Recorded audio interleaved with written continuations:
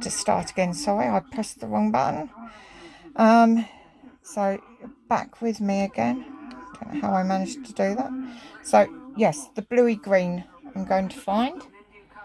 So go back to my little bags, and I have these little tiny bags. You can get 40 for a tenner on eBay, all different colours. And if you only want a few strands of a colour, it seems daft buying a whole load that you probably might never use. And if you're short of money, you know, which none of us are rich, then getting little bits at a time like that is perfect. Now I've mixed that little bit of green with my lovely bluey grey, and I'm just going to place it, wrong needle, not fine needle, I'm just going to place it here where it shows up on the thing. Now can you see that green coming through already?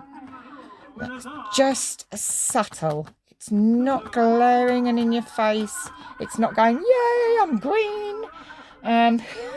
So I get a bit carried away there. It's just enough to change that colour completely, and it will change the depth and the shape of the face. Oh, I'm getting attacked by wool. So I'm just getting another green and bluey grey mix because I didn't have enough.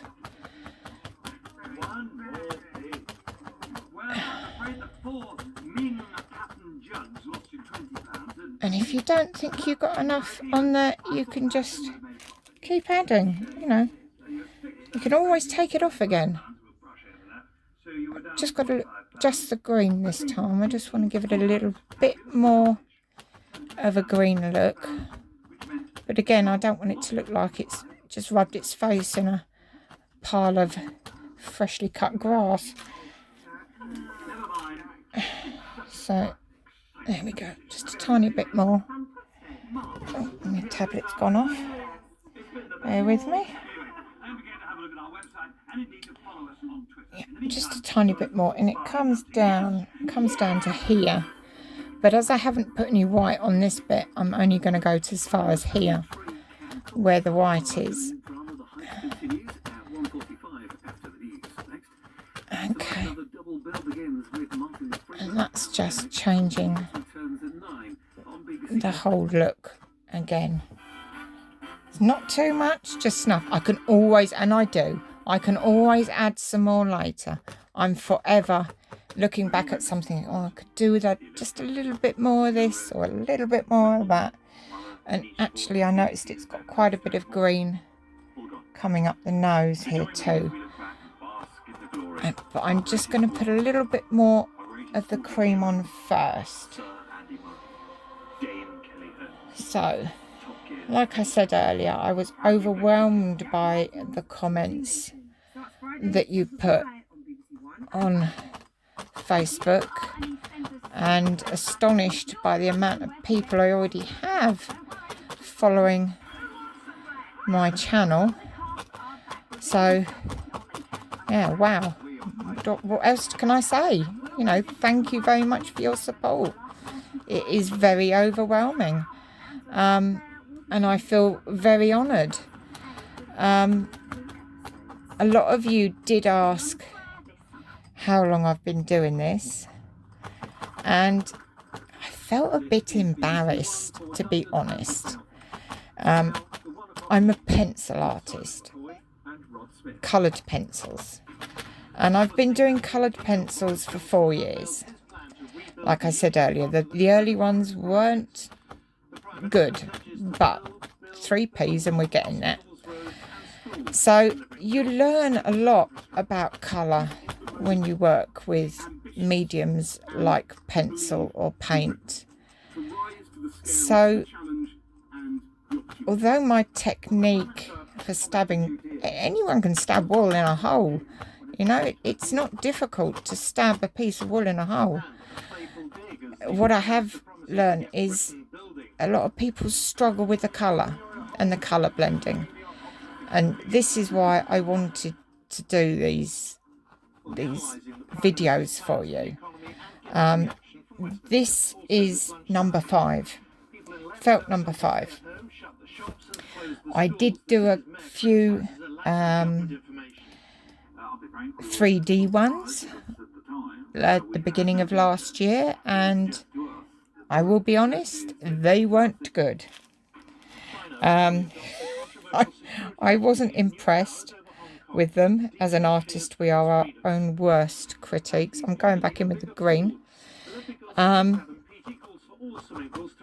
And I decided that perhaps felting wasn't for me. So I put them away underneath my art desk and left them alone for a year. And then I saw people were doing beautiful paintings with felt, mostly landscaped, but beautiful nevertheless. And I'm not a landscape girl. I love looking at them, but I'm not a landscape artist. And I thought, a lot of people have said that they felted onto cushions and things like that. And I thought, well, I'll have another go. What can I lose? I've already got the wool, and I had loads of wool. Already got loads of wool. I've got the needles. I'll buy myself a cheap plastic hoop, and I'll give it another go. I've got nothing to lose. So I did a little grey pusscat, and if you look on my page, you will find the little grey pusscat there. And I thought, well, it's not great. It's definitely not great, and it's definitely not got much blending into it at all. But I thought, well, yeah, I enjoyed it. It's very satisfying stabbing wool, and especially when you've got the big 5-needled stabber, you can imagine all sorts of people there. You stab away. So it's very rewarding and very satisfying. And then I saw a friend of mine on a group who's an amazing photographer had taken this photo of a sheep, and I fell in love with this photo of this sheep and said, oh, please, can I use this photo of your sheep? And very kindly said, of course. So I put it in my little awaiting photo pile. And then I thought, well, do you know what? He would look amazing as a felt. You know, and what a challenge. How much more of a challenge can I have than creating a sheep in sheep's wool? So I thought, oh, I've got nothing to lose. I'll just give it a go. So that was my second felt, was the sheep. And wow, the comments I got from you all and from other people were astounding. I was absolutely blown away by the realization that I was being asked questions and spoken to like I'd been doing this for years. And I'm like, well, no, I haven't. And then it dawned on me that a lot of you don't do any other type of art. A lot of you don't paint or use colour in anything else. So a lot of the questions you were asking, like, oh, how do you blend that, and how can you get those colours, and all of those questions, I thought, well, that is an artist thing. That is us artists. We blend colour. There we go. It's just starting to tell. Just got that little line where it just doesn't want to blend. I'm getting frustrated with that bit, so I'm going to come back to that bit, because sometimes it's better to leave it and come back to it, and you then look at it in a different light. So going back to why I started and how I started, I just found it a real challenge, taking these colours that you can't blend like paint and layering them to create this effect that I would normally get with coloured pencils. And well, here we are. This is felt number 5. And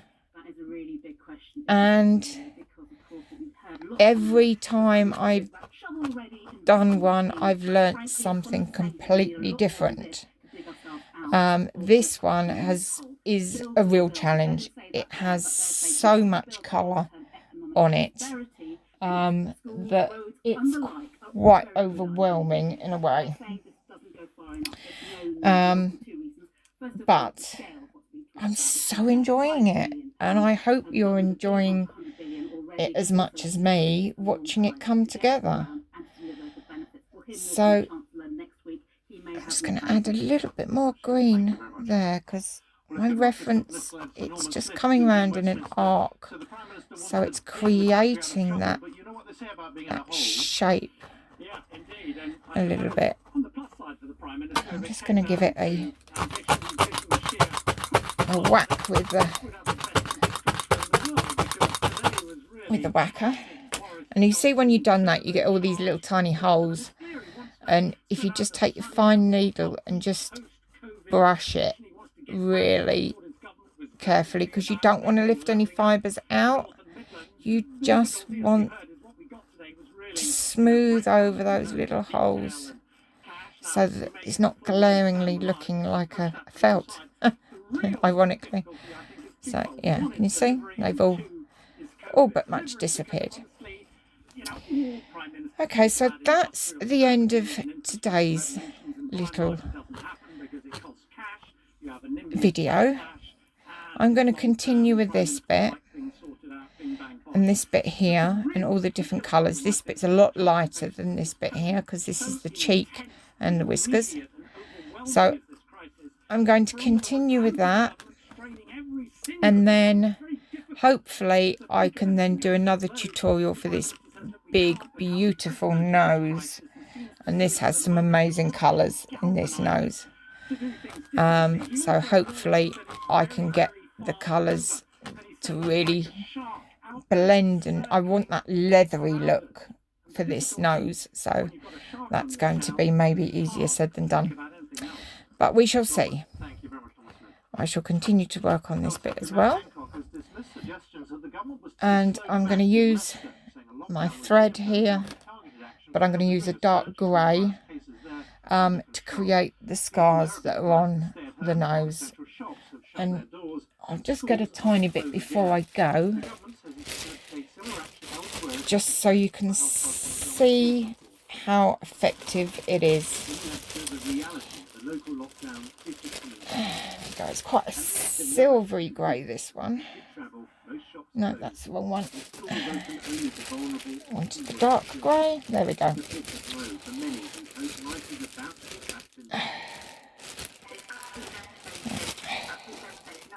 Can't get it out of the bag.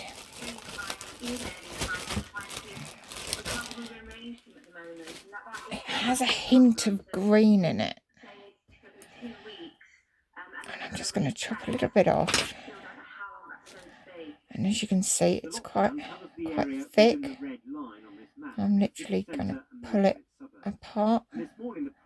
And I just want one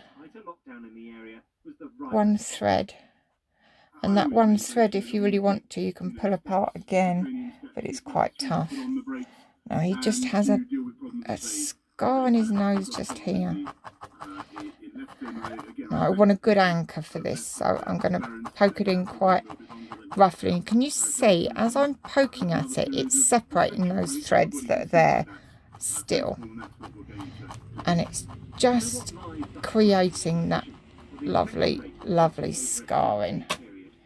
I don't want to go down any lower. That is enough. Again with my beautiful nail scissors. I love those scissors. So as you can see, that little scar has been created. And I will probably go over it with just a few fibres, just to take that harshness off of it, like I have done here and here. Okay, so thank you again for watching, and I hope to see you on part 4. Thank you.